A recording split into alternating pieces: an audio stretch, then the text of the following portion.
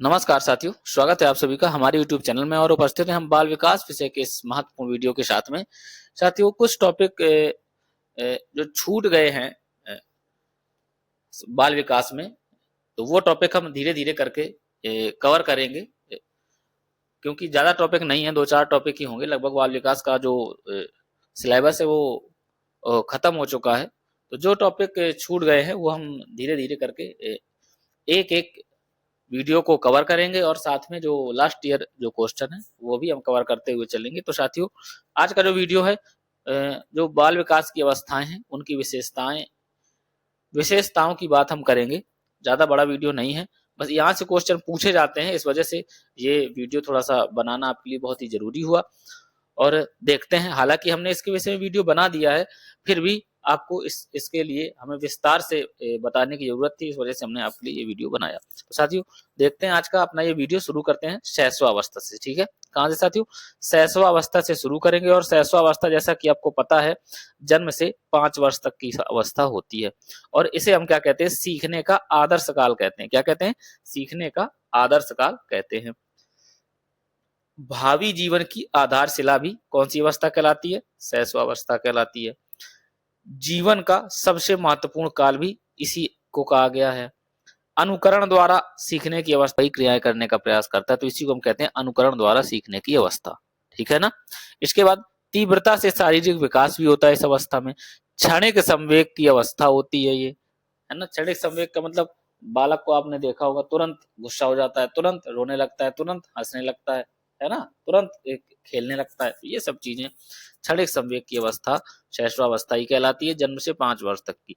समुचित सामवेगिक विकास की दृष्टि से स्वर्णिम काल है। ठीक है ना? क्या? समुचित सामवेगिक विकास की दृष्टि से ये अवस्था स्वर्णिम काल होती है। तो ये थी शैशवावस्था की महत्वपूर्ण विशेषताएं। आगे हम देखेंगे बाल्यावस्था की महत्वपूर्ण विशेषताएं। तो बाल्यावस्था की महत्वपूर्ण विशेषताओं में साथियों क्या है? जो 6 से 12 वर्ष तक की अवस्था क्या कहलाती है? बाल्यावस्था कहलाती है और इसे हम कहते हैं स्थूल संक्रियात्मक अवस्था। क्या कहते हैं? स्थूल संक्रियात्मक अवस्था। और इसे अनोखा काल भी कहते हैं। क्या कहते हैं? इसे अनोखा काल भी कहते हैं और निर्माण काल भी हम इसी को कहते हैं। बाल्यावस्था को हम क्या कहते हैं? निर्माण काल कहते हैं। मतलब भावी जीवन की सफलता एवं असफलता की नींव का काल है ये। प्रारंभिक विद्यालय की आयु भी हम किसे कहते हैं? बाल्यावस्था को कहते हैं। ये तो सबको पता होगी। वैचारिक क्रियावस्था भी क्या है? बाल्यावस्था है। टोली, दल या समूह की अवस्था, ये प्रश्न पूछा गया है यूपी टेट में, इस वजह से बहुत ही इंपॉर्टेंट हो जाता है। टोली की अवस्था कौन सी होती है? दल बनाने की अवस्था कौन सी होती है? तो बाल्यावस्था होती है। और मिथ्या परिपक्वता का काल, मिथ्या परिपक्वता का क्या काल भी बाल्यावस्था को कहते हैं। खेल की आयु क्या कहलाती है? बाल्यावस्था। प्रतिद्वंद्वात्मक समाजीकरण का काल भी इसे कहते हैं। मूर्त चिंतन की अवस्था, ये आपको याद रखना है, नीट 2011 में पूछा गया है। और कल्पना शक्ति एवं अमूर्त चिंतन के प्रारंभ का काल है। ठीक है ना? उत्तर बाल्यावस्था में बालक क्या है? अमूर्त वस्तुओं के बारे में सोचने लगता है। बाल्यावस्था तीव्र शारीरिक क्रियाशीलता अभिवृद्धि का काल है। बाल्यावस्था में क्या होता है? जो शारीरिक क्रियाशीलता होती है वो तीव्र हो जाती है। और बाल्यावस्था में धीरे धीरे सामाजिकता विकसित होने लगती है। उत्तर बाल्यावस्था में नए कौशलों एवं क्षमताओं के विकास की वृद्धि में स्वर्णिम काल है। नए कौशल और क्षमताएं भी बच्चे में विकसित होती हैं। तो इस तरीके से साथियों हमने क्या देखा? बाल्यावस्था 6 से 12 वर्ष तक। किशोरावस्था को देखेंगे, यहाँ से बहुत प्रश्न बनते हैं। अमूर्त चिंतन की अवस्था, मूर्त चिंतन की अवस्था पूछा जाए तो बाल्यावस्था, और अमूर्त चिंतन की अवस्था अगर पूछी जाएगी तो साथियों कौन सी अवस्था हो जाएगी? तो हो जाएगी किशोरावस्था। दल भक्ति की अवस्था, अगर ग्रुप में कोई चीज हो जाती है, किसी से लड़ाई हो जाती है दूसरे ग्रुप के सदस्य, तो बालक ग्रुप के साथ में ही लड़ता है, ग्रुप के साथ में ही रहता है। ये सब चीजें क्या है? दल भक्ति की अवस्था। जीवन का सबसे कठिन काल है। अटपटी व उलझन की अवस्था इसी को कहते हैं। समस्याओं की अवस्था भी इसे कहते हैं। द्रुत एवं तीव्र विकास की अवस्था भी इसे कहते हैं। तो ये आपको याद रखना है। स्वर्ण काल मतलब अंतिम अवस्था जो बालक को परिपक्वता की ओर ले जाता है ना? और जीवन की बसंत ऋतु भी इसे कहते हैं। किसको? किशोरावस्था को। इसके बाद सामाजिक स्वीकृति की अवस्था, मतलब बालक में सामाजिकरण विकसित होने लगता है। व्यक्तिगत एवं घनिष्ठ मित्रता की अवस्था, ये तो मैंने आपको बताया ही। दल भक्ति की अवस्था है, व्यक्तिगत एवं घनिष्ठ मित्रता की अवस्था। प्रबल दबाव व तनाव की अवस्था। संवेगात्मक परिवर्तन की अवस्था, आत्मसम्मान व आत्म स्वीकृति की अवस्था, ये भी आपको याद रखना है। तार्किक चिंतन बच्चा करने लगता है किशोरावस्था में, ठीक है ना।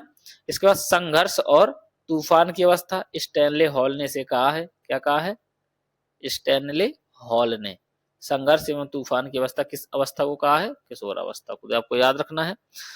उथल पुथल की अवस्था, संक्रमण काल की अवस्था, या इसी को हम संक्रांति काल कहते हैं। टीन एज भी इसी को कहते हैं, ठीक है। टीन एज कैसे, मतलब 13, 14, है ना, 15, 16, 17, 18, 19, तो ये सब क्या है, टीन एज कहलाती है, सुनहरी अवस्था, सभी अवस्थाओं से अधिक आनंदमयी एवं उपलब्धियों को अर्जित करने वाली अवस्था है। इसी को हम एज ऑफ ब्यूटी भी कहते हैं। क्या कहते हैं साथियों, एज ऑफ ब्यूटी भी कहते हैं किशोरावस्था को। तो ये आपको याद रखना है, 13 से 18 वर्ष का इसमें समय होता है, या 12 से भी 18 वर्ष भी कहीं कहीं लिखा मिल जाएगा। तो इस तरीके से साथियों हमने क्या देखा, शैशवावस्था जन्म से 5 वर्ष, तो सीखने का आदर्श काल, भावी जीवन की आधारशिला, क्षणिक संवेग की अवस्था, है ना, अनुकरण द्वारा सीखना, ये सब शैशवावस्था के लक्षण है। बाल्यावस्था को अगर हम समझे 6 से 12 वर्ष, तो स्थूल संक्रियात्मक अवस्था या मूर्त चिंतन जो होता है वो बाल्यावस्था में होता है। इसके बाद कल्पना शक्ति एवं अमूर्त चिंतन के लिए क्या होता है, उत्तर बाल्यावस्था होती है। इसके बाद टोली दल या समूह की आयु इसी को कहते हैं। मिथ्या परिपक्वता का काल भी इसी को हम लोग कहते हैं। और इसके बाद अगर देखें किशोरावस्था को, तो अमूर्त चिंतन की अवस्था जीवन का सबसे कठिन काल होता है, जीवन की वसंत ऋतु इसी को कहते हैं। और दल भक्ति की अवस्था होती है। और इसके बाद तार्किक चिंतन की अवस्था होती है। संघर्ष और तूफान की अवस्था किशोरावस्था को कहते हैं।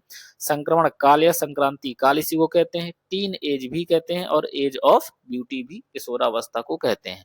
तो इस तरीके से साथियों हमने जो बाल विकास की अवस्थाएं थी उनको समझने का प्रयास किया, उनकी विशेषताओं को समझने का प्रयास किया। उम्मीद है आपको ये वीडियो बहुत ही पसंद आया होगा। मिलते हैं आपसे अगले वीडियो में, तब तक के लिए नमस्कार।